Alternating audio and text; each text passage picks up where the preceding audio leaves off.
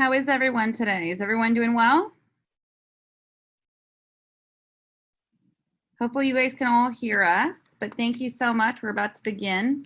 We have Dr. Suneel Chilukuri here today. He's going to be actually going ahead and speaking for us. Dr. Suneel Chilukuri is a very valued member of our Benev team. He actually just finished off a Forging the Future of Aesthetics event that we actually just held in Scottsdale, Arizona. That was an incredible event. And today we are so excited to welcome him to actually go ahead and share this presentation with you. He's going to be talking about a new tool to enhance rejuvenation and talking about some of the new technology that he has. For those that don't know Benev, we are an FDA registered manufacturing facility based in Orange County, California. We've been in business for about 21 years, and there are three main regenerative technologies that we have. Benev has our exosome regenerative complex, which is a topical cosmeceutical product.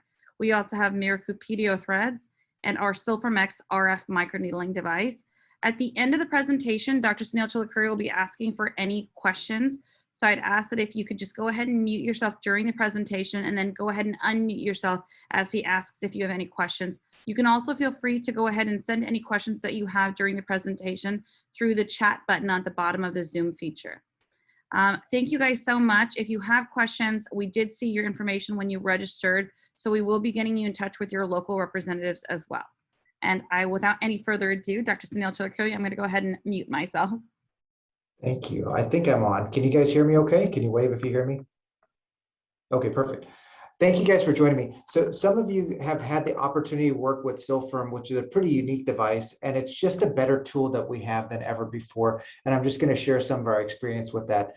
Feel free to unmute yourself as long as you don't have dogs barking at you or anything like that. Happy to share any information that we have and definitely share some ideas. I don't know if any of you were able to attend the most recent event that was in Scottsdale. It was lovely. I have to really thank Dave Crago and Jason for putting together an all-star cast. I got to work with Dr. Ann Watwood as well as Mr. Larry Hellwig, and we just had fun. We did a combination of talking about this device that I'm going to talk about, as well as understanding how exosomes work and everything like that. From just in the chat room, if you can let me know how many of you guys have worked with exosomes before.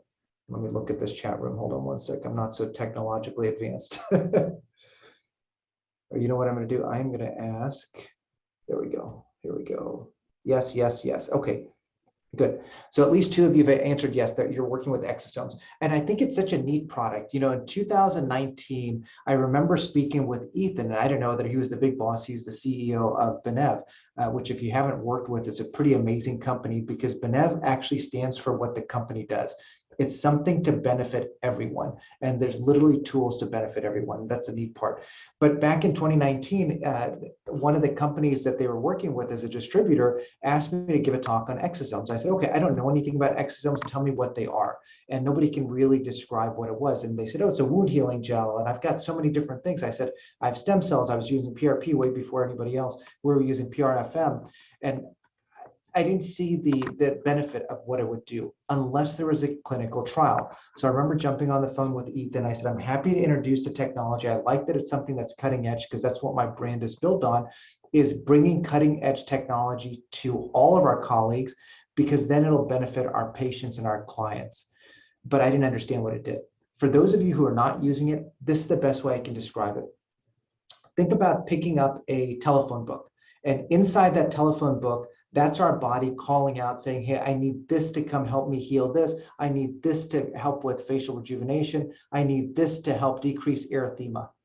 Instead, with exosomes, you can literally target and have just direct lines. It's like the bat line saying, I need these 3 cells to come over here, these 3 inflammatory components to come over here and help me heal something. So it very, very different on what's going on there. So I'm not talking about exosomes, but I did want to mention because it is something that we're using on a regular basis now. And the preview for that is when I talked to Ethan in 2019, I said, there's no clinical trial that shows me that this works any better than what I already have, especially with everything that we had at that time. And we were using a stem cell that was coming out of the umbilical cord from a group in Singapore. And we got great results. It's called Colicin. And let me just tell you, I don't use it anymore because when they published the clinical trials using a split phase study showing with the same CO2 resurfacing laser used for acne scars, one side versus the other side, what they found is on the side that the exosomes were applied, there was faster healing. No problem. I've got so many different things that we can use that are off the counter shelf that we can use to improve healing. But more importantly, they showed a difference at the 6-week mark, the 3-month mark, and at the 6-month mark, showing that at the 6-month mark, the side that was treated with exosomes, again, it's just a single application at the time, immediately post-treatment of the CO2 resurfacing laser, the acne scars were much more shallow. This was a double-blinded, randomized trial. So you can't ask for much more than what that was. And the fact that the company invested in that showed me that there's some science. It seems to make sense. I love that. I'm going to apply it every single day. Exosomes are a very popular name right now. And what you're going to find is there's different versions of exosomes. What are they derived from? What's the clinical trials that have been done? And does it actually work for what it says it's going to be used for? So in this case, what I use exosomes for immediately after the Sylfirm X, which we're talking about tonight, is just to enhance wound healing, to enhance the inflammatory response that comes to that area, calms down the erythema almost immediately within 24 hours or less. And more importantly, can it give me a better long-term solution? And there's ways to mix the exosomes into another cream product that for about a week you have decent strength, but again, you have to keep it refrigerated. Another talk, another time, you can DM me. I'm going to share my information at the end, but it's just at Refresh Derm on Instagram. So ask any questions if you forget or you don't want to talk on it online. Okay. Hi, Dr. Saluja. Thank you for joining us. So Minnie Saluja is on this call and she's remarkable. She's just an absolute brilliant person. And I have the opportunity to work with her and speak alongside her at many conferences. So Minnie, jump in here and, take yourself off mute and say sure, thank you. Thank you. Okay, so listen, I'm a board certified dermatologist. I'm based out of Houston, Texas, and I always want to share, let me see if I can go forward, what my disclosures are. What's my conflict of interest? So if you give me a phone call and you're like, hey, Suneel, do you work with this company? There's a decent chance that I've worked with the company or I've worked with something that they brought to market. The question then becomes, do I actually own that? So there's a couple of questions that I always recommend to people when you're asking for a phone call. First, right off the bat, are you getting paid for this call? I don't get paid. It doesn't make any difference to me. That's not the goal. My goal is to make sure that you don't waste money. Number two, ask how often are you using that product in your clinic? And if they can't say that they're using it either at least once a week, if not on a daily basis, just keep moving and go on to the next person you're going to call on your list.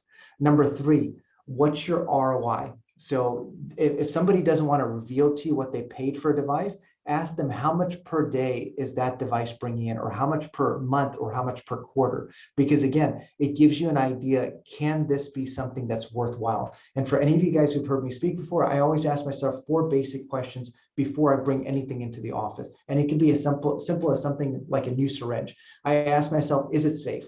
So we're going to show you safety on this. That's easy. Number 2, is it efficacious?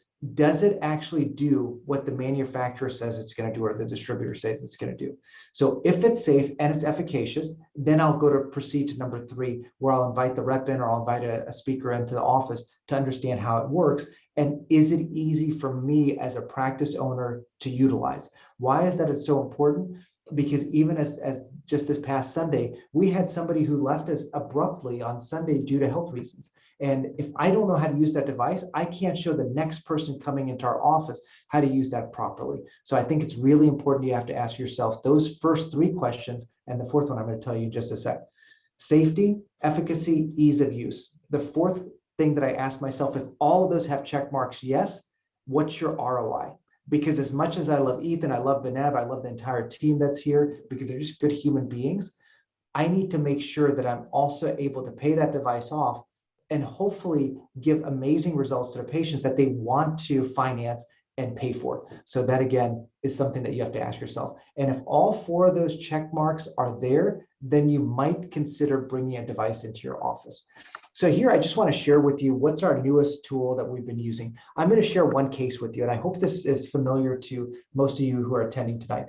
This is a lovely lady. She's a 53-year-old woman who originally came because she said, I look older than I feel. And what she had in the past, she's had a little bit of neuromodulator, but that left her with a brow droop that was done with a outside dermatologist. I had operated on her almost, I think, 12 years ago, and there's a little scar that's over her right eyebrow that we took a pretty significant infiltrative basal cell off of. And then since that time, she saw another Mohs surgeon when I stopped surgery over the right upper lip. And you can see that deeper lateral crease on the right upper lip is actually a Mohs surgical wound healing. She's never had filler, so she's a filler virgin. Do any of you guys have patients that arrive to your office like this? Let me see how I can see the chat room again. Okay, chat room, and nobody wants to respond. That's okay. All right, hopefully you guys have some patients like this. And one of the things that she said is these little commas that are over her eyebrows are driving her nuts. And so you want to set realistic expectations. Let me just share what we did here. And let me ask you guys a question. What's the first treatment that you would offer? Is it something like a chemical peel? Is it an energy-based device? Is it a neuromodulator, or is it a filler? And why? And I'm going to pause just for 30 seconds. If you want to answer in the chat box, that's fantastic. If not, just think about it and see what you would offer first and why. And then I'll brainstorm with you what I offered and why.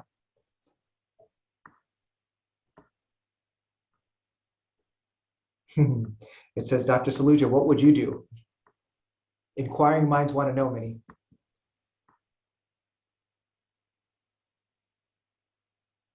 Neuromodulator and IPL. Okay, perfect. Which order would you pick first? Would you do the neuromodulator first or the IPL, or both on the same date?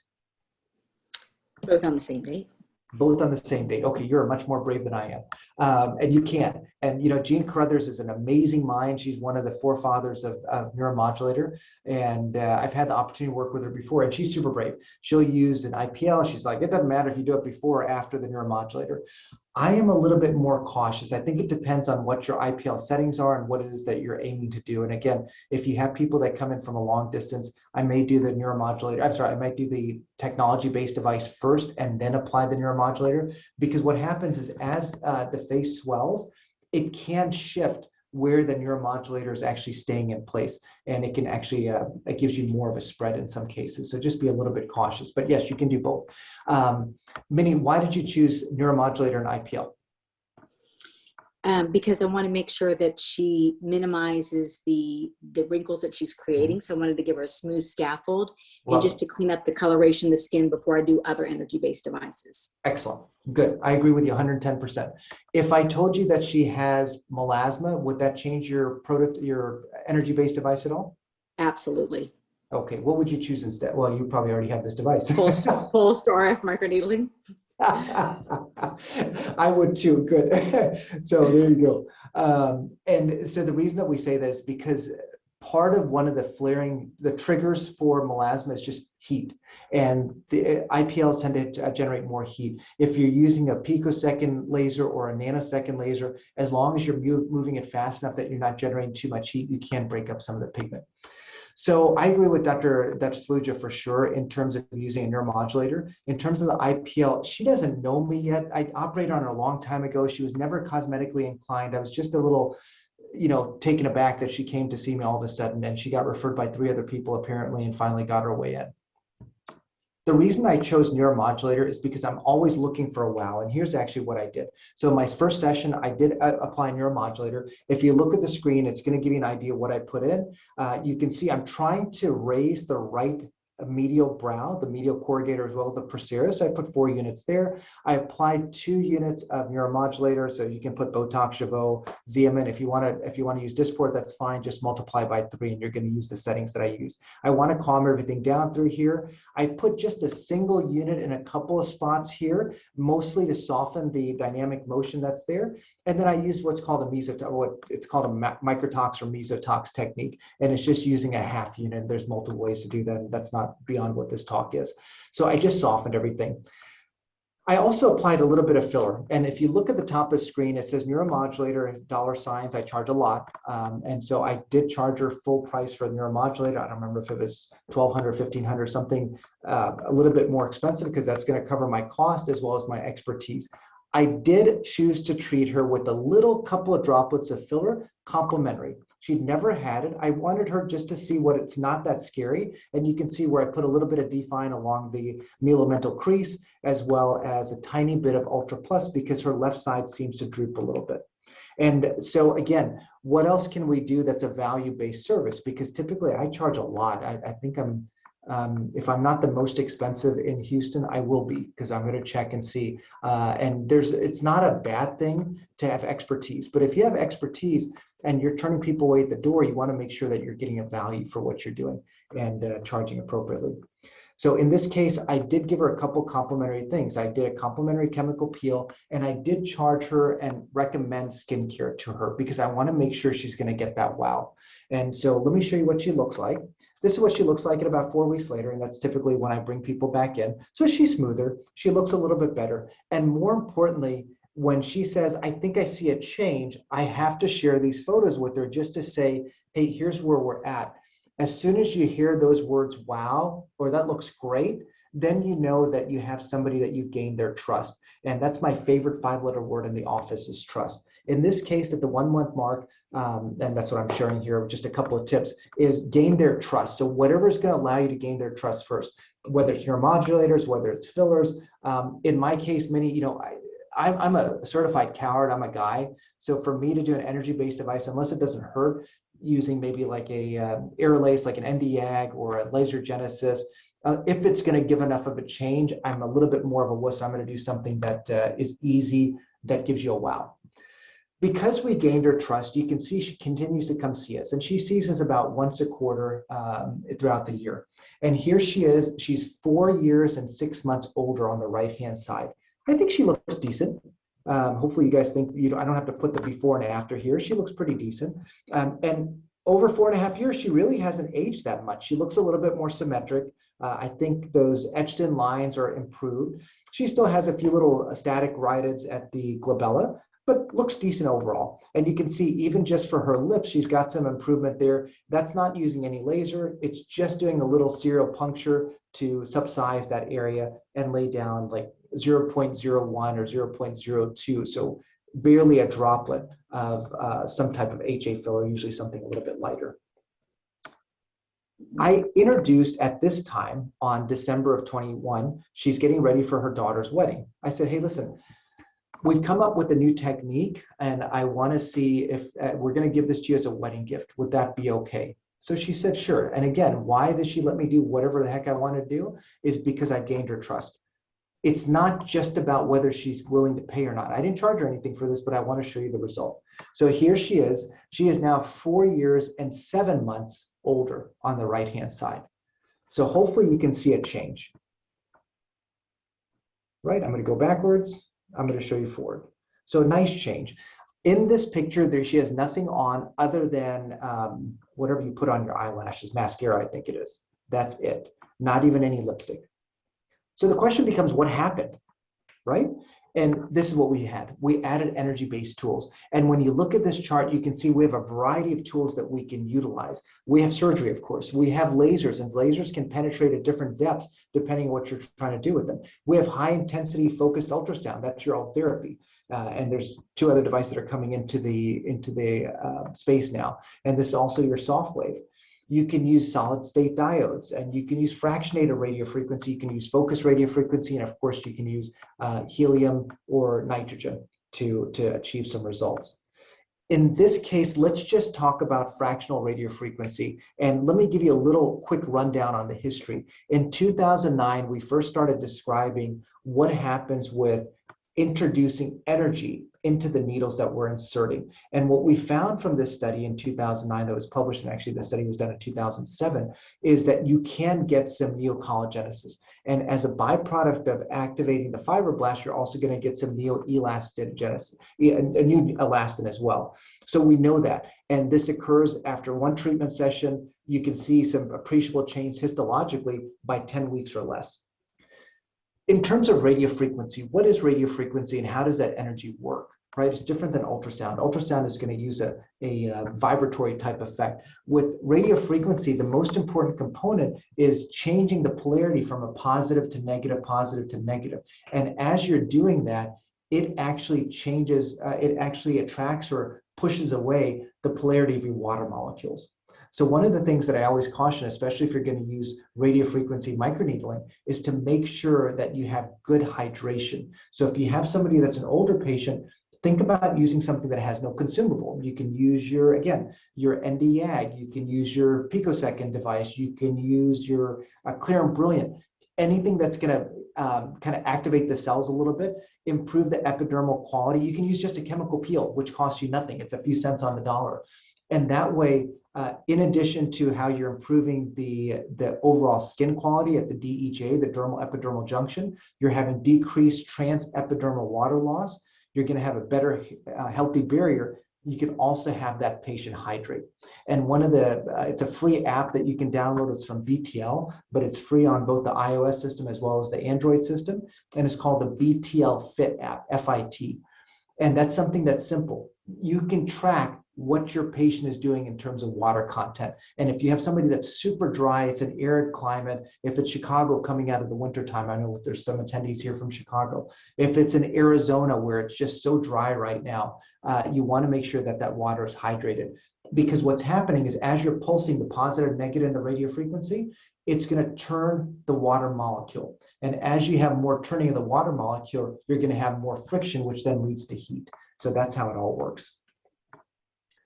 What's so special about this high intensity or this radio frequency that's fractionated? Well, it's different in terms of the depth. So we have exact control on where we want to start that heat or keep that heat. And that's the biggest difference that occurs. Because before with non-ablative fractionated non-ablative lasers, we knew that we can go to about 1.2, maybe 1.5 millimeters with double or triple stacking. With our CO2 or ablative lasers, we're going anywhere from a few hundred microns, maybe to 600, 700, maybe 800 microns, depending on how many passes you're doing. Whereas with this, we are going at depths as deep as 7 millimeters now with some of these devices that are out there. So when you're comparing radio frequency, especially if you haven't bought a device yet and you're just kind of shopping around right now, it's important to understand, are you dealing with insulated needles or uninsulated needles? And I'm going to tell you why that's important in just a second. Are you dealing with a monopolar type device or a bipolar type device? And that's all going to be based on, do you have to put a pad on the person, not have to put a pad on the person? And in the past, we used to always say it's so important. We thought we evolved from an uninsulated needle to an insulated needle. Why? Because I'm going to show you right here. With an insulated needle, I can put the energy just at a particular depth. And if you watch this build slide here, we know there's a safe zone that's between 1 and 2 millimeters where you're not going to get enough heat that then goes or rises up to affect the DEJ, because along the dermal epidermal junction inside the basement membrane, every 8th cell is a melanocyte. So that's a pigment producing cell. So as long as you don't traumatize that or activate the melanocyte, there's decreased chance of having hyperpigmentation or hypopigmentation. So we know there's a safe zone between 1 and 2 millimeters. And here's what happens. I want you to watch the build slide here. This is how much lateral heat that you're getting from single pass at half a second. Here's where you are at 1 second. Here's the bulk heat that you get after 2 seconds. And here's the bulk heat you get after 3 seconds, where in case of most of these needles, you're having enough heat. So you're getting almost an ablative type event in that particular area. Okay, give me 1 second. I'm going to close this out so I can see better. Okay, so there's where your heat is, right? So what do we know? I'm a scientist, Dr. Saluja's a scientist. I presume everybody who's on this call this evening, because you don't want to waste time from take time away from your family, is a scientist. Otherwise you wouldn't be here. We want to see, does it actually work at the depth that they describe? And if you look at this build slide here, you can see when that depth is put at 1 millimeter versus 1.5 millimeters versus 2 millimeters, what's happening? And we knew from multiple studies, depending on what the device is, you can penetrate to the proper depth. And if you keep the energy there longer, you're going to have more of a radial effect. So you can look on the right side where there's a longer pulse duration, if you want to call it that, basically longer time that the energy is inside the skin, right? So you're keeping the needle in there for just a little bit longer than the one on the far left. What do we know? When you talk about uninsulated needles versus insulated needles, you can see with an insulated needle, the tissue, the DEJ is spared, typically. Now, with an uninsulated needle, why do you have this damage to DEJ? Because that entire uninsulated needle is conducting heat. And most times, depending on which device you're using, if you have a little, here's your needles, and you have a plate on this side and this side, and you have the needles coming through, most of these, because it's less expensive, they're going to arc the energy from one side of the plate to the other side of the plate. So that's how it's going. So all of those needles are getting about the same energy, and really the lateral aspect is going to get a little bit less than the middle aspect. So then some of the companies got more clever and they said, okay, here's all the needles. I'm going to just generate energy in between the two needles. Works great. But again, we can be even more accurate. If we can do an uninsulated needle and you're just putting the energy at the tip, so just the tip of that needle is now polarized, so positive and negative, you can be even more accurate and you can really specify where you're leaving the energy. And the longer you keep it in there, now it causes like a Hershey kiss at the bottom, and it's going to come along up through the top part of the uninsulated needle in a very unique and controlled fashion. And that's what's called the Na effect. In the past, I used to say, hey, never use an uninsulated needle, especially if you don't know what you're doing. And here's why. Because this is a lovely gal that was referred to us by her Allergan. Her daughter's friend is an Allergan rep out of Louisiana. So she called me, she said, hey, can you see my mom's friend? I said, I'm busy. I'm traveling a lot. There's no way I can do this. Please, please, she's getting married and her mom had her first cosmetic procedure 4 weeks before the wedding and is a disaster. I said, okay, fine, bring her in. And this is what we see. This is a hot mess. You can see all these burns here, right? And so we did better, we did okay. And this is 3 weeks later, she's getting ready for the wedding. This is a few days before the wedding. I used a Q-switch ND YAG laser just to kind of break it up and help with some of the pigmentation that's there because she does have melasma and PIH, post-inflammatory hyperpigmentation. She's a little bit better. Is she great? No, but I didn't have all the tools that I have today. So this was about four and a half, maybe 5 years ago. So today, what would I do different? I would actually use pulsed wave radiofrequency technology. And that's what we're talking about. And the only one that has this in the world right now is called the Sylfirm X. So what I can do with this, and if you have the Sylfirm, I'm going to tell you the settings right now, so you may want to jot this down. If we want to treat this, I would actually use a 300 micron depth. So that's just enhancing or repairing the DEJ, right at the DEJ. I would use a PW1, that's a pulsed wave 1, which is, if I'm not mistaken, is a 20 millisecond energy burst to just repair the DEJ and also to encourage apoptosis of those superficial blood vessels that are now created because of neovascularization because of the trauma that she developed here. If we can close the DEJ, we can decrease the vascularity that's now overactive. We should get pretty good results. How often can we treat? Every 3 weeks is what I recommend most people if they're in this acute phase, 3 to 4 weeks. And I would also start the exosomes. With those two things, we can get a pretty dramatic change. And I never wish this a complication would occur to anybody, but I can almost guarantee we would get much better results today than what I did 5 years ago. Okay, here's what the differences are in radiofrequency microneedling. And again, I described this with the talk earlier.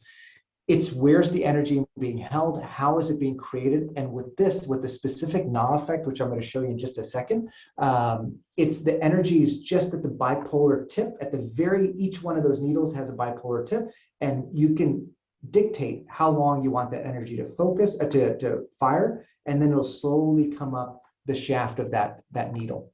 What's so important about this device is that 2 megahertz is the power. So 2 things happen. 1, the energy creation is more efficient. Number 2, it hurts less. So you're getting less collateral damage as well.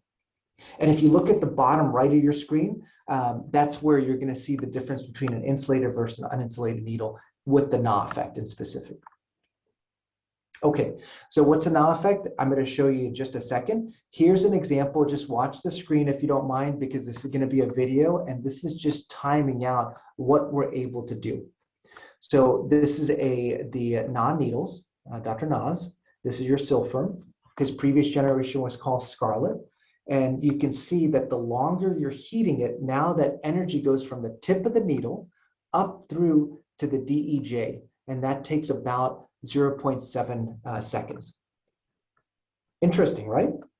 So it gives you an idea how long you can safely put energy in there, and based on what the patient looks like, based on the condition that you're trying to treat, you can change all of this. So here's a good screenshot if you want to take it, just to give you an idea what's the difference between an uninsulated versus an insulated electrode.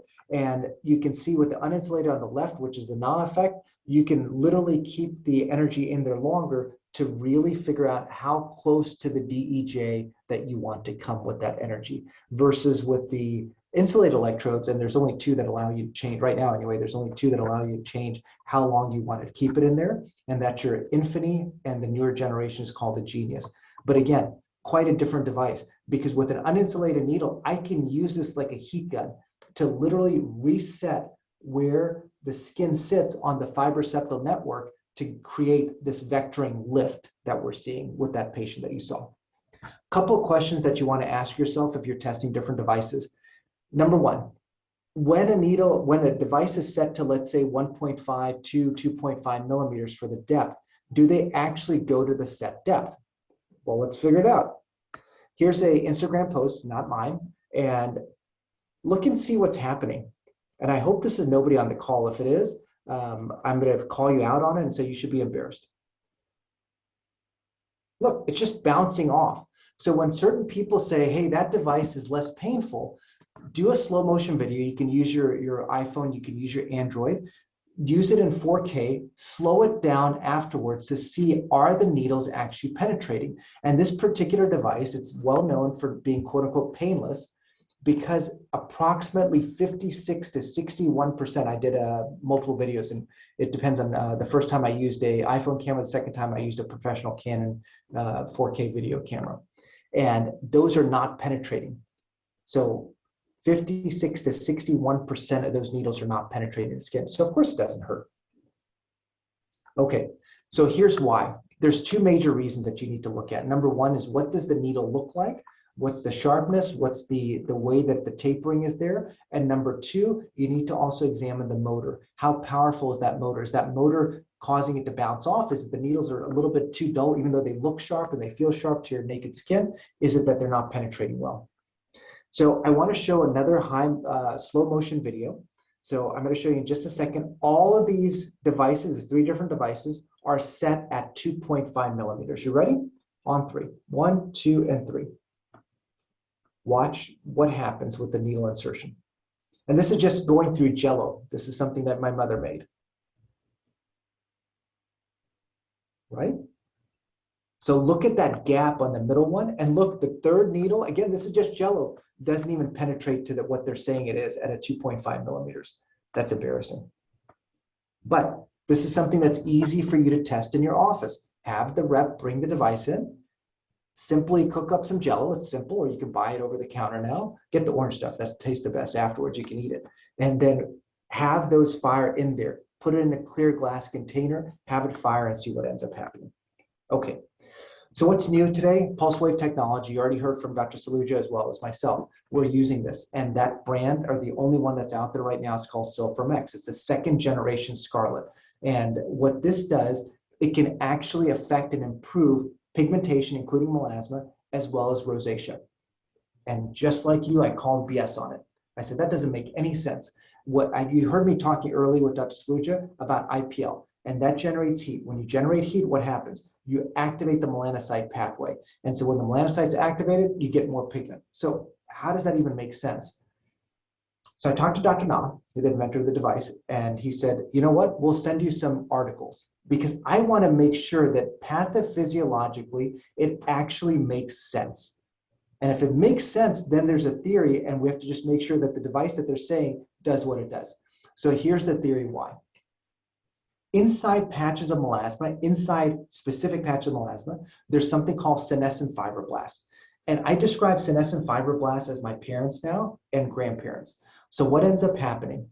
They have been useful contributors to society for a long period of time. They're still useful.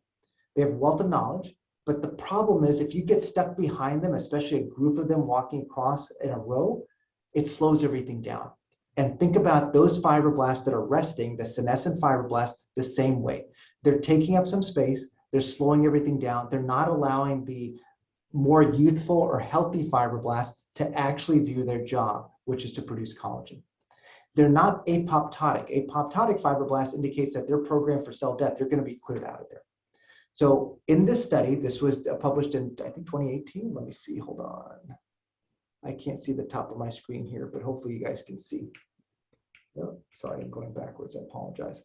Well, whatever the date is, this was published recently, and it shows that in those patches of pigmentation, you're gonna have senescent fibroblasts. Okay, so then I'm thinking to myself, well, I can use any device that I want, because as long as I'm waking those fibroblasts up, why not? So I have to think of two things now. Number one, I have to hit it at the right depth. Number two, the other thing that we see with melasma, there's usually an underlying vascularization, because oftentimes you'll clear the pigment and then the patient's like, no, it's not gone.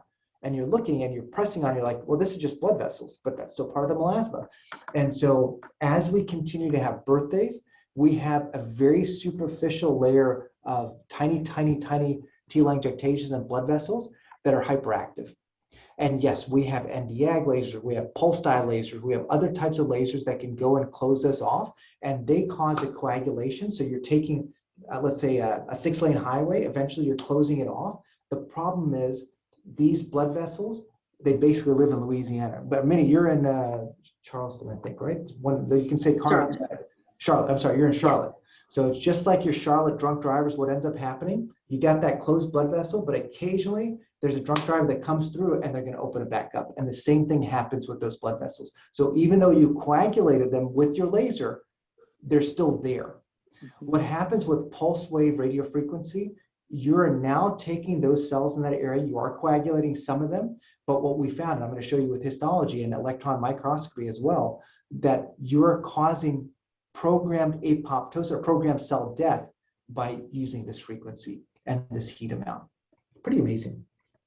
So anyway, that's what this shows right here, continuous wave versus pulse wave. And again, there is no other technology right now that has a pulsed wave radiofrequency. And that's what you're seeing right here on the bottom right. What's happening? Yes, you're getting coagulation, but more importantly, we're causing apoptosis. So in this case, this is just a schematic showing what's going on. Yes, we have a continuous wave. And so the continuous wave is going to be based on how long is that energy there. Is it 100 milliseconds up to 300 milliseconds? That's a CW force 300 milliseconds. Or is it a pulse wave, which goes from 20 milliseconds, that's a PW1, up to 20, 30, 40, 50. 50 milliseconds is a PW4. Marina, if I'm wrong by 10 seconds, you let me know, okay? Let me see what she chatted here. Hey, William, how are you? You came to share some of your pearls. Good. Dr. Gale. Let me close this out. Okay, good. So what we found is a couple things. Number one is the depth, and number two is this pulse wave energy. So the depth is super important. Why? Because the 0.3 or 300 microns is right below the DEJ, and I'm going to show you in some electron microscopy why that's important. But again, everybody wants clinicals. They're like, does it work? Okay, I don't really care what a picture looks like as long as our patients can see a change and I can see that change. But here you can see several examples. If you're using inflammatory acne, you want to use a PW pulse wave 4 at a different depth depending on where the depth of that lesion is, how thick it is. But here's what happens. So look at the histology here. This is what the pulse wave radiofrequency occurs on those blood vessels. And you can see at day 3, yes, they're coagulated. And also what's happening is you're actually improving the anchoring fibrils or the closure of the dermal epidermal junction in that base membrane. You're tightening it up. But by day 14, you can see there's apoptotic degradation of these blood vessels. Here's an electron microscopy. If you're not a geek like I am, it's going to be pretty boring. Look at basically the lamina lucida, lamina densa, the anchoring fibrils. They're more prevalent there, so you're going to have a tighter junction. Think of it as like virgin skin, right? And what does that lead to? Well, you're going to have decreased erythema. You're going to have decreased pigmentation. So you can see in this case, this is using a Visia system. And here's somebody in real life. And hopefully you guys are not on just your mobile device, and you can see the nice change. This is 1 month after a single treatment, and my settings on this patient were a 0.8. This was at 800 microns, and it was using a PW3, mainly to target the erythema. And this is somebody I've been treating for years with pulse dye laser. I also use an Nd:YAG laser called Aerolase, and this is the best that we've gotten her to. Look at where she's at now. It's just crazy. The other thing that you're going to notice, it looks like I put filler, which I did not in this case. She already has a relatively heavy face. but I did use a vectoring technique just to reset where the skin is then going to sit on that fibroseptal network. Here's an example with both using the Vizia as well as a visible light, and you can see 1 month after 2 sessions, there's decreased pigmentation in that area as well as redness. Here's a more dramatic example. This was published in 2015 using this particular device, and this is using it in combination with an Nd:YAG. What they did in this study is on one side, they only used an Nd:YAG. On the other side, they used Nd:YAG plus the pulse wave radiofrequency technology. And you can see pretty dramatic results. What the crazy part is in this study and another, there were 2 other studies that validated this. Not only did they get good results like this, but just with the typical topical skincare that they've been using, they changed nothing. Those results, the clearance was lasting approximately 1 year. They didn't extend it beyond the 1 year, so I don't know how long it'll last, but that's what I've been telling patients. And we're in the middle of a split phase trial using that, which I'm going to show you some of the results of. So here's that same study that I was telling you on the one side, on the right side of the screen, you're going to see at week 0 and week 16. This is just using the Q-switched Nd:YAG monotherapy, whereas on the left-hand side, you're using a Q-switched Nd:YAG along with the Sylfirm. More clearance. Hopefully that should be pretty evident. So what other options do we have? Well, the vectoring technique that I mentioned very briefly, and this is something you really have to get your hands on to really understand how to do it. And remember, most of our results, 50% or less, is due to what you're using, what the tool is, but the other portion is the artistry that comes in. It's going to be your technique and really making sure you're able to hammer that home. The next 3 patients I'm going to show you, these were part of our split face melasma trial that we were just using as a pilot study to see if the Sylfirm actually works, and for me, whether I was going to buy the device, which I did after seeing these results. These patients all came in once a month, so at 1 month, 2 months, and 3 months. And we were only treating one side of the face. That was part of the trial. And we were going to do 5 treatment sessions to kind of get an idea how long it takes and how many treatments it takes to clear everything out. I'm going to tell you right now, if you're not using another device, it's going to take a minimum of 3 treatments to see a significant change, although most patients saw a pretty good change after the 2nd treatment. In this case, only the right side of her face was treated. This is my vectoring technique to give you an idea what was done and which direction we moved in kind of a parallel fashion. You can see the right side of the face versus the left side of the face. And here's another patient that was treated with just the left side of the face. We were using it for melasma as well as old acne scars and rosacea. And here's a case where we just treated, and I wanted to show what is it going to look like and what's the technique I'm using, especially for eyebrows. I think that's a nice area. And think about it, if you're a plastic surgeon or a facial plastic surgeon, how are you going to do a brow lift? Sometimes it's going to be vertical, exactly vertical. Sometimes we want to give a little bit more of a natural brow. We're going to go more of a V. And sometimes the width between the intercanthal space is too wide, and you want to vector at an A-type shape. But here's what it looks like immediately afterwards. You can see we just treated the right side of her brow, the right brow, and not the left brow. So pretty significant change immediately on the table. And so one of the tips and pearls I can share with you, sit them up after you do the first side, give them a mirror, and let them look. Because that halftime show, if it's done well, is remarkable. Here's an example of a patient we just treated. This was 2 treatment sessions, 1 month apart, and this is 3 months afterwards, where we just treated the left side of the neck. Here's an example. This is 70, she's either 77 or 78. She had a rhytidectomy done, I think 13 or 14 years ago, and this is what she's left with. So a nice change. This was 2 treatment sessions, spaced 1 month apart. So she came in on post-op day 0. She came back, it was approximately 4.5 weeks, and then we waited 3 months. So that's an emphasis that I want to share with you, because depending on who you're talking to, who your rep is, they may say do one treatment a month for 4 treatments or 5 treatments. I don't know. From a physiologic standpoint, if you can create that inflammatory response, and we know after the first hit or the first treatment, you're going to get this little bell-shaped curve of where the inflammatory cells are there. It starts tapering off between 3 weeks and 5 weeks. So I usually say 4 weeks, come back in, we'll do 1 more treatment session.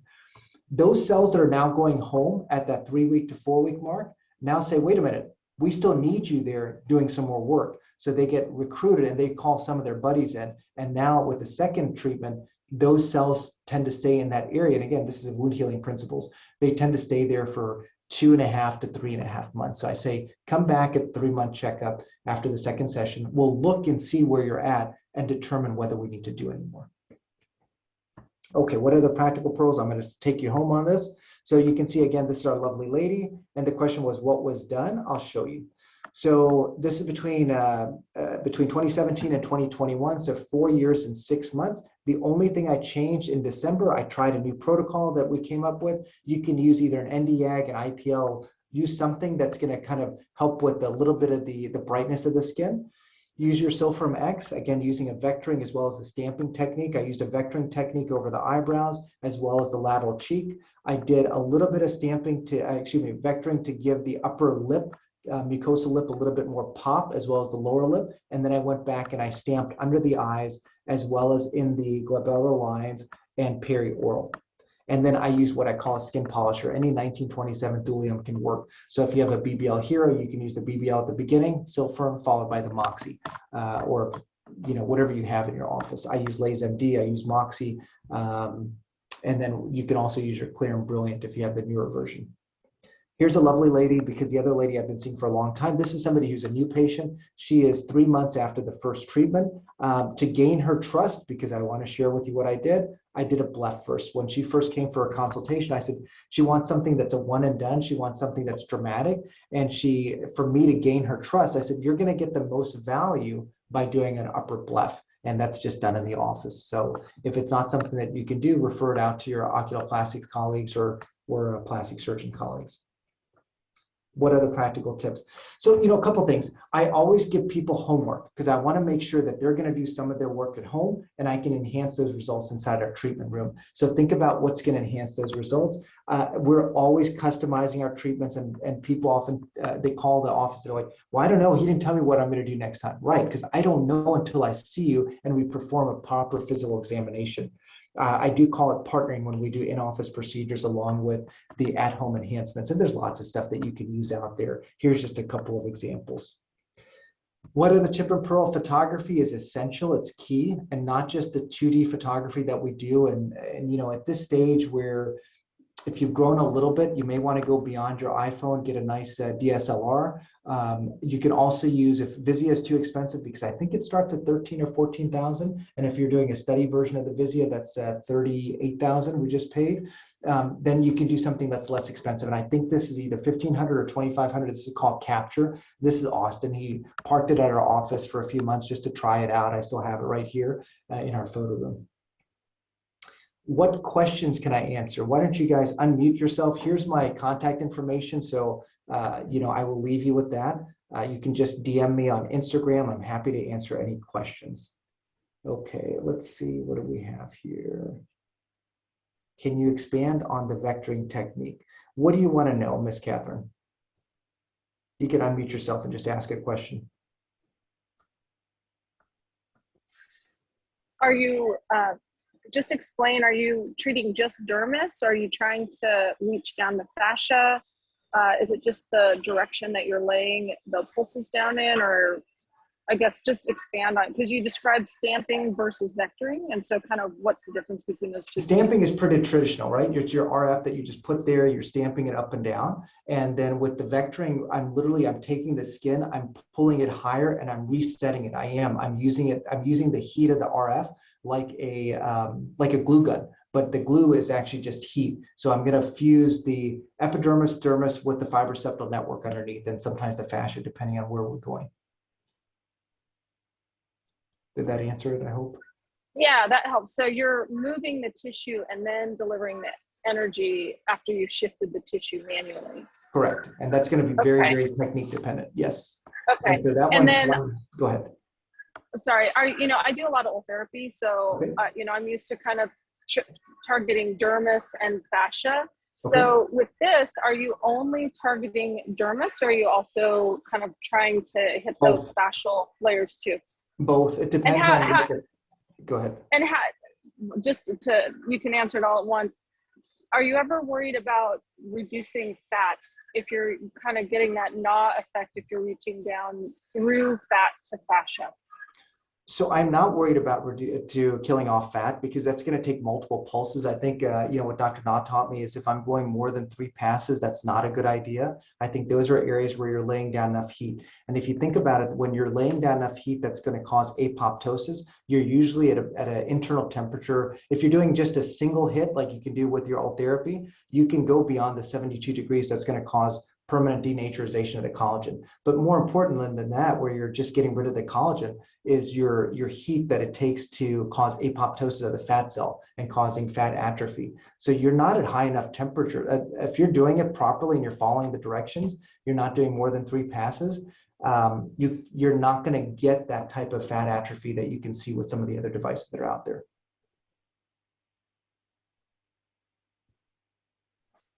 And how do you target fascia, or do you ever try to target fascia with this?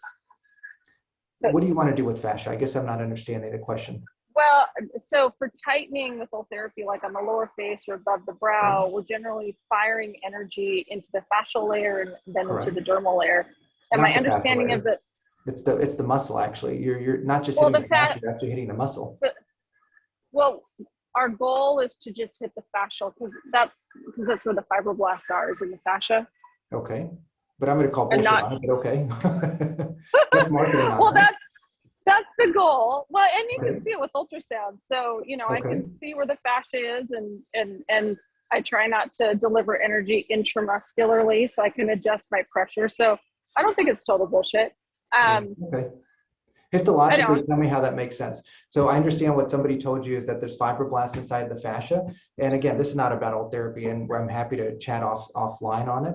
But the way that it was first designed for HIFU, high intensity focused ultrasound, you're trying to take a muscle fiber, let's say that's like this long. Let's say it's this long, right? And if I can basically contract this portion by burning a thermal hole in there and causing contracture, now it's only this long. And as a result, for those areas where you're truly lifting, whether it's the brow, the jowl, or along the neck, when you're shortening that, it's an alternative to cutting that muscle and then pulling it up. So you're not generating that kind of, I guess you could. I don't know how to do it with this particular device. I can do it with Profound. I can do it with Genius. I can do it with Infini. I don't have a long enough pulse duration. You saw from the diagram that, the video that was shot. You have to be at close to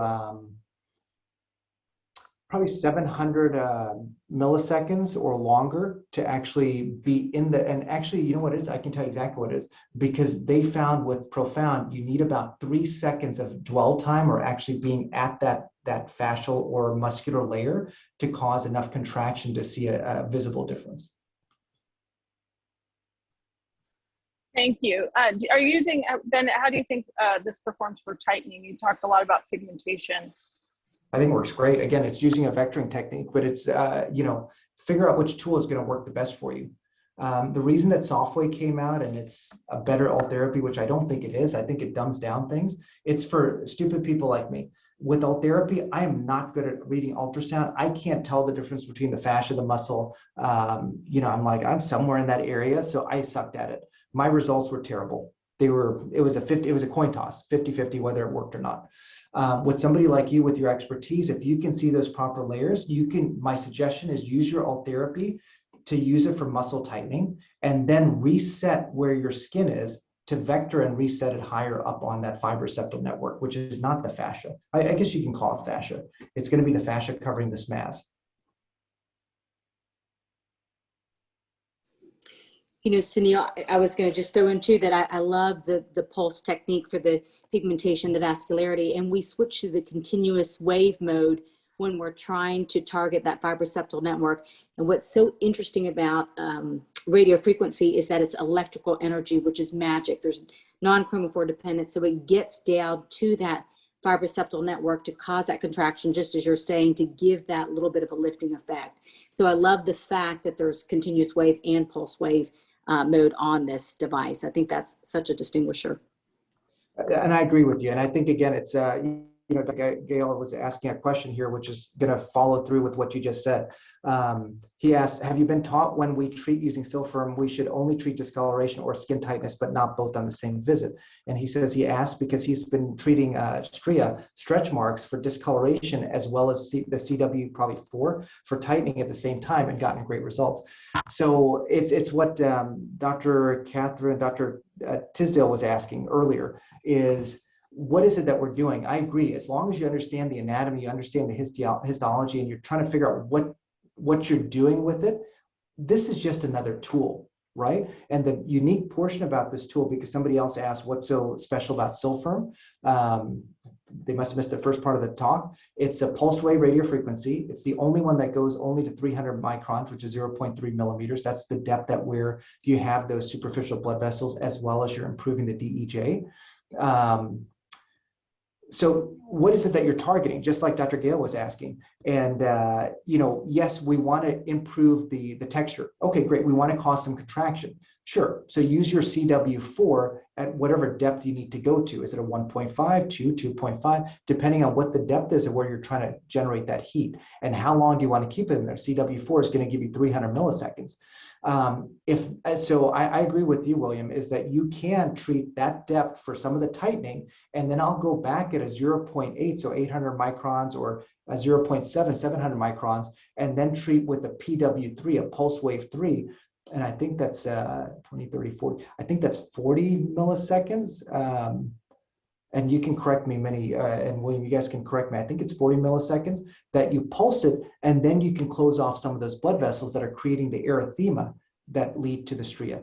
If that knocks down most of it, but there's still some erythema that's still left there, it's probably a little bit higher. So you may go at a half a millimeter, or you may go at 0.4, so 400 microns, to then treat where's the vascularity remaining. And all that is going to be based exactly what Dr. What is your lovely name? Dr. Tisdale was just talking about. It's understanding what the depth is that you're at and what is it that you're targeting. I hope that answered the question. I'm going to go to more questions here. What are the main advantages of Sylfirm X as opposed to other devices on the market? What types of devices can this replace? I don't know what it can replace. That's not my job, right? I have to figure out how I can partner with other things that I already have. I don't see it as a replacement. I see it as an additional tool. What it's done for me in my practice is I'm able to, instead of, I stopped seeing new patients unless it's like 2 word-of-mouth referrals that have to call to get them in. And the reason for that, I'm a one-person show, so I'm the injector. I don't let anybody else inject. I think that for me, it takes artistry and skill and just experience. I will let our team use some of the devices that will enhance our injectable results. Now, when I'm seeing new patients, I'm trying to figure out, do they have enough of a structure that I can literally lift and reset the skin, do 2 treatment sessions, bring them back a month after the second treatment session just to look at them and say, hey, now we can use our neuromodulator. Let's wait another month. Now we can use our filler. Let's wait 2 more months and then come back and enhance our results. So we're getting dramatic changes with that. And again, I'm using 2 to 3 different techniques, 2 to 3 different, sometimes 4 different devices to hit those home runs faster. It's not that you can't do it with 4 treatment sessions or 5 treatment sessions, but just to do it faster. So for me, I haven't gotten rid of anything other than my old RF microneedling devices. Dr. Tisdale, you were asking about Ultherapy. I never bought one, so I didn't get rid of that. Anyway, I don't know if there's something else that you want to get rid of or have this replace. If it's a first device that you're getting, I wouldn't go and get a pulse dye laser right away. I would use this, see how you give me one tool, give me any name brand, any tool, I can figure out how to make it work. Because at the end of the day, it's just a tool.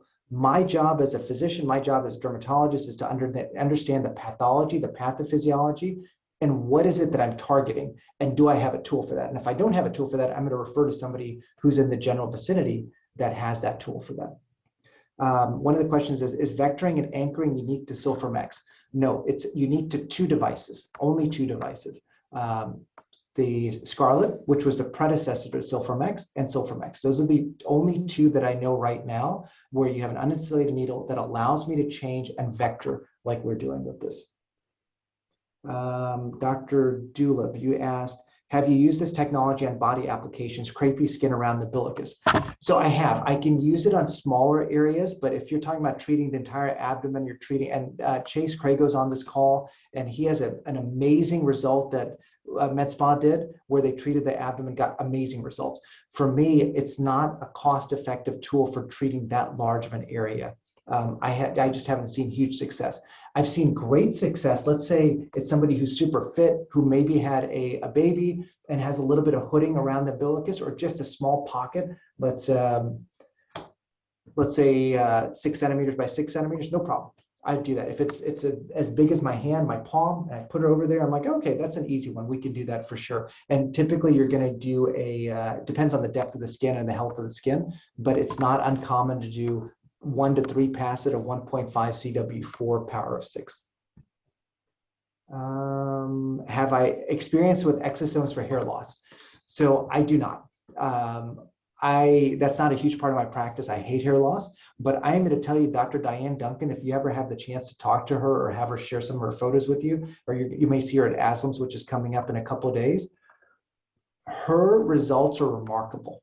Absolutely remarkable. And you can either do it with just microneedling, you do it, and again, we don't talk about injecting exosomes, but you can do some type of drug delivery system, whether it's a 1927 thulium, a CO2. For us, we use the Sylfirm, and I have a fellow that's been using the Sylfirm, and I don't know the exact settings for hair loss, but they use it to stimulate there, as well as then adding the exosomes and seeing tremendous growth. It's crazy, actually. Dr. John, how are you? It says, can you talk about patient experience relative to other tightening systems? Why do people say this is more comfortable than other RF microneedling systems? So John Dawson is correct. He's out of Dallas, and same thing, because I call bullshit on everything. And when the rep comes in, this one doesn't hurt. I said, well, usually it doesn't hurt because the needles don't go in. So same thing like every other device that we've tested and actually ended up buying. I did a slow speed video to see, are the needles penetrating? So number one, they're penetrating. The needle penetration itself is not painful for most people. It's the amount of energy that you're drawing. How quickly does it activate the energy? So a 2 megahertz is much more efficient than a 1 megahertz even. I can't tell you why it doesn't hurt. I can just tell you it doesn't hurt, especially at a 300 micron. For when we're doing the split phase study with the melasma trial, we were doing no topical. That being said, I've got a gal who flew in from Aspen this afternoon. We just treated her neck where we numbed with just plain old EMLA. I just call in a prescription. I don't even carry it at the office anymore. Just plain old fashioned EMLA. Call in a 1 largest stock, apply 30 to 40 minutes before coming in, and you get great anesthesia. For her, for whatever reason, even though we're using just a 300 micron PW2, so that's 30 milliseconds, that it's inside the skin, she still had pain. I said, forget about it. We'll just do a little we did a little nerve block, so it's fast, it's easy, and we started our treatment, and we finished everything within whatever 40 minutes. So, John, I can't tell you why it doesn't hurt, but it doesn't.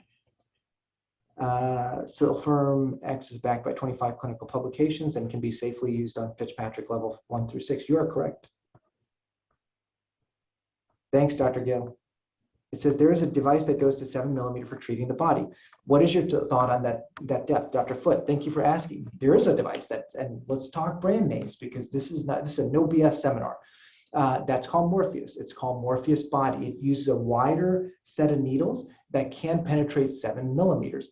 What are you trying to treat, Dr. Foote, right? Yes, Dr. Foote. What is it that you're trying to treat at 7 millimeters? You can unmute yourself. Just answer, please. Don't go shy on me. Dr. Foote, you still there? Sorry, couldn't find the mute. Okay. For the body, so just abdomen, stretch marks, crepey skin, arms, that kind of thing, legs. Okay. There are some devices. There's a device that goes to 7 millimeters, and I'm just it's called Morpheus Body. Mm-hmm. No, it's called Morpheus Body, but what is it that you're trying to treat in those areas? Well, according to Morpheus, we can treat just about anything. Okay. I mean, but 7 millimeters, Uh-huh. it's you know, it's a bit deep. Right. And so that's a concern. Right. And But I just wanted what to, structure is at the 7 millimeter depth? That's what I'm asking, I guess. I'm sorry? So if the rep is telling me to treat somebody at 7 millimeters, my question to them is, what is it that I'm targeting at the 7 millimeter depth? Yeah.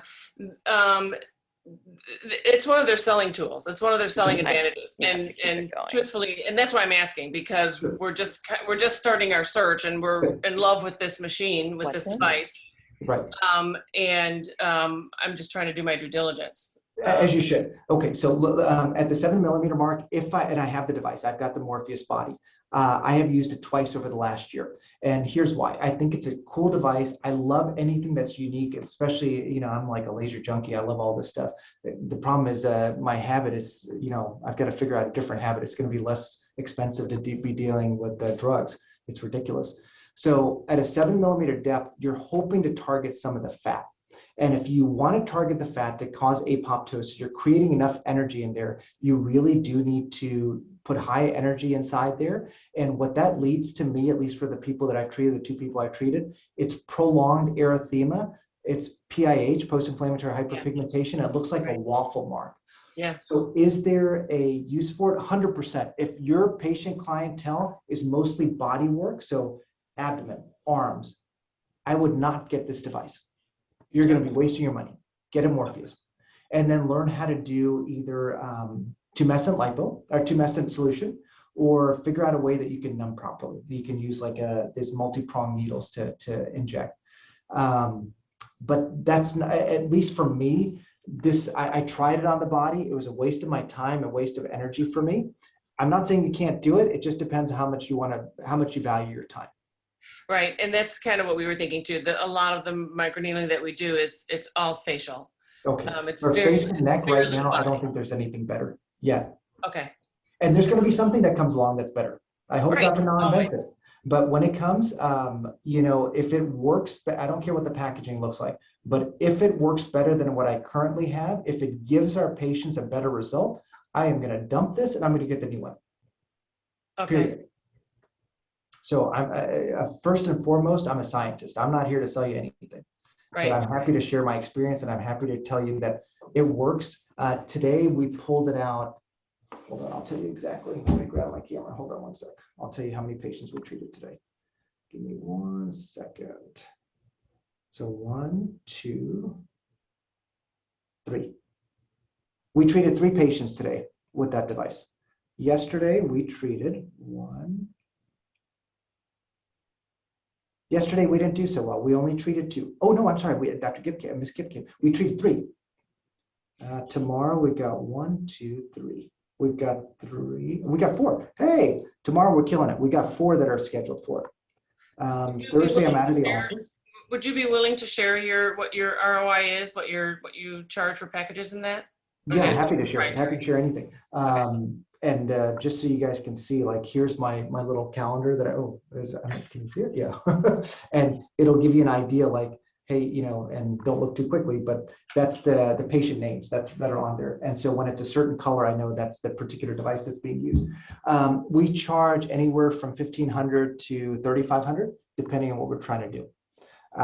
At the beginning, I was charging $800 to $1,000 because I didn't know what I was doing. Actually, at the beginning, I charged nothing because I didn't know what I was doing. I wasn't sure if I was going to see results. So we treated, I think, 25 people. And Benev was kind enough to give me, I think, 5 or 10 needles to treat those patients, just to get an idea of what was I doing. Oh, you know what? I lied to you, because the first 15 patients, we did a split face study. They gave me the device and they gave me the, for the clinical trial, they gave me the needles, and then I had to buy it. And so we go through 3 boxes every 3.5 weeks now. It's pretty consistent. Thank you. My pleasure.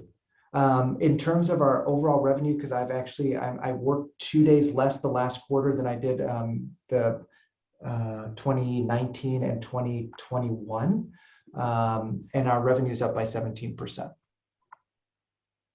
So I'm not doing anything different. It's just I have another tool that we're getting those outcomes, like the gal that I showed you. What other device? Okay. Have you quit using your Genius? I did. You know, it's a bummer because I like the device. You know where I kept it. I haven't given it back or I haven't sold it off because I keep thinking that I'm going to get some real deep acne scars where I'm going to need to pull that out and utilize that for something. So would you prefer the Genius for acne scars, deep acne scars? No, that's what I was trying to figure out because I did some split face on 4 different patients. They let me treat them. Of course, they'll let me treat them because I normally charge a lot of money and I didn't charge anything. I did one side with Sylfirm. Actually, I did one side with Scarlett originally and then one side with Genius. And with Genius in certain areas, because again, I'm going to customize it, I can go in, I can put a little bit longer longer duration inside the skin. And so for those areas where they were really pockmarked up, I did that. And I wasn't comfortable doing that with the Scarlett at the time. With Sylfirm, I haven't had another opportunity to just do one side and one side with patients. So now what I do is I usually do a little bit of subcision with 0.1, 0.2 cc's of an HA. You can use Benev, you can just use a Norcor needle, you can do whatever you want. Do some subcision, and then at the same visit, or Sculptra is most of what I use, and then I'll go back in and I'll utilize the Sylfirm now. So you feel like use it on active acne as well. You feel like you can give you feel like this gives can give the same level of aggressiveness of a treatment as the Genius? I do. No, I don't. So it depends on how you phrase that. Will it give me the same or better results? Yes. Will it give me those results without me having to be in the room to numb the patient? 110%. That was my biggest deal why I switched from, I was trying to figure out to switch from Scarlett to, from Genius to Scarlett. Because with the Genius, it was me going in and creating some type of pain control, whether it was with a nerve block or something.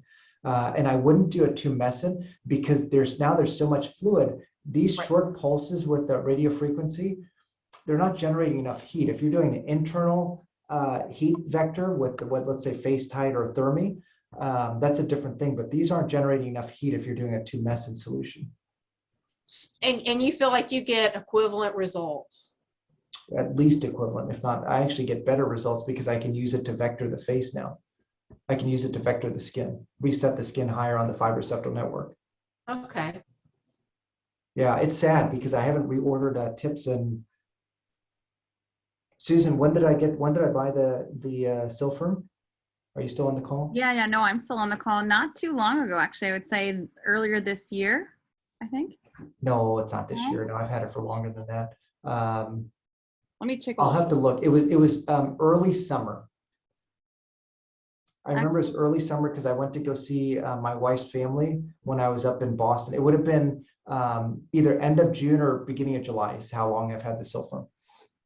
Yeah, it is. It is. Yeah. It was end of July to be exact. Oh, hey, Ethan, how are you? How are you? Ethan's the CEO. Ethan, I told him how I was a horrible human being and I totally, poor guy, because I didn't know. Actually, even today I would do the same thing. Like, I don't give a crap who anybody is.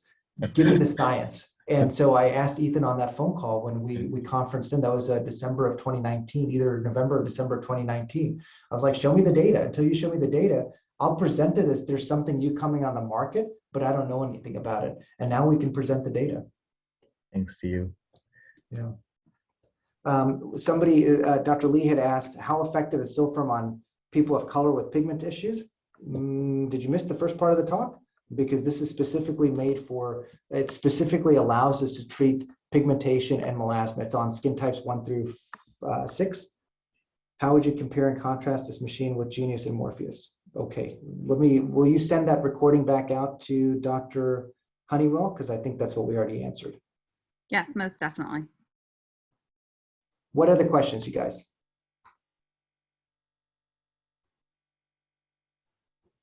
How do you promote it? How did you, when you first got the machine, how did you promote it? There you go. I don't. That's a great question. I don't. I've been blessed that I've been in practice for almost 22 years now. And over the last 7.5 years, when I separated from 2 business partners, I started over real small. I had rented 1,200 square feet. I sublet 1,200 square feet from a weight loss center. I built out that entire space. I spent a lot of money to build that space out.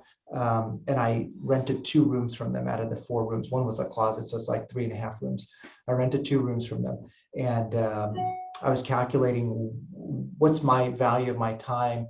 You know, if you want to make a gross revenue of X, Y, and Z, really the gross revenue is not important. What do you want to net? So if you want to bring home $250 an hour and your overhead is 50%, you have to bill $500 an hour, right? So you have to figure all that stuff out. So from that 7.5 years, I built a clientele where that was April. It was right after my daughter's birthday. So April 20th, April 21st, we opened up our rented, some space. And by October of the next year, October 2016, I wasn't taking any new patients.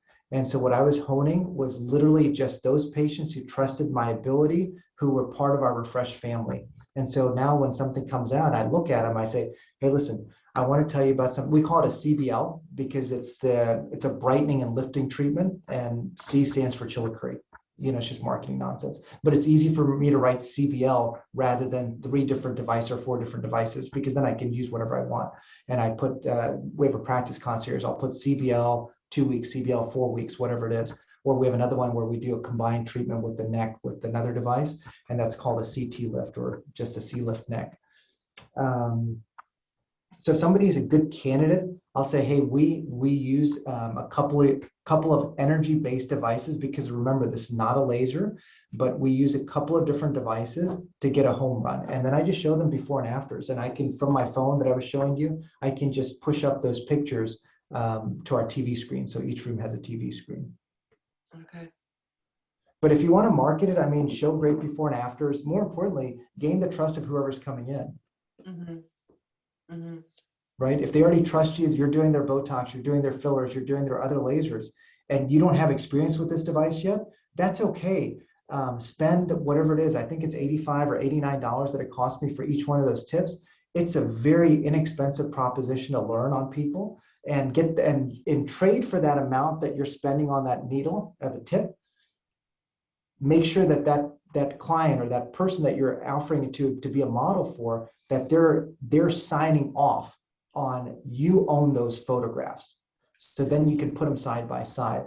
I actually asked for that, and I always call them MVPs. They're our most valuable patients. And the reason for that is because there's a group full of people who, number one, they want to be cutting edge. Number 2, they want to see dramatic results. Number 3, they don't like to, they don't mind paying if they see the results, but they don't want to necessarily be the first one to get charged. And when they come, I get the before and afters. I ask them to do a short testimonial video, like before we do the treatment, during the treatment, after the treatment, what did it feel like? I bring them back at the 1, 2, 3, 4 week mark, depending on what it is, get another testimonial video so we can document how is it's going. And then if you do an event in your office, if you are trying to get more patients interested in that procedure, they have to come to that event and be your brand ambassador. Mm-hmm.